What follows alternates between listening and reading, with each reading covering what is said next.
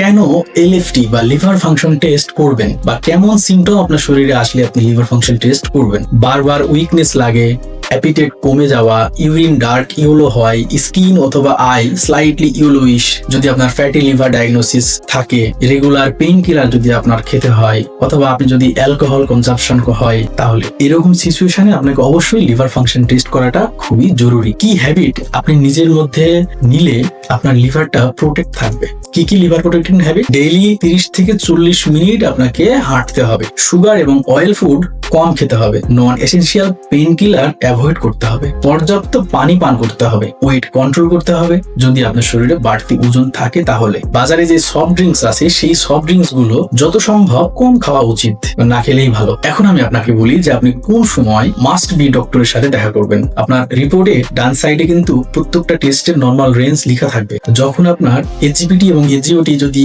50+ আসে বা নরমাল রেঞ্জের উপরে আসে, বিলিরুবিন যদি নরমাল রেঞ্জের উপরে আসে, অ্যালকালাইন ফসফেট যদি নরমাল রেঞ্জের উপরে আসে এবং অ্যালবুমিন যদি নরমাল রেঞ্জের নিচে আসে, সবসময় যদি আপনার মাথা ঘোরে এবং এর সাথে যদি আপনার জন্ডিসের কোনো সিমটম আপনি দেখতে পান, লাইক স্কিন অথবা আই ইয়েলোইশ কালার হয়ে যাচ্ছে, বা খাবারের কোনো টেস্ট পাচ্ছেন না, যদি এরকম লক্ষণ আপনার মধ্যে আসে বা আপনার রিপোর্ট যদি এরকম হয়, দ্রুত আপনি ডক্টরের পরামর্শ নিন এবং ট্রিটমেন্ট করুন।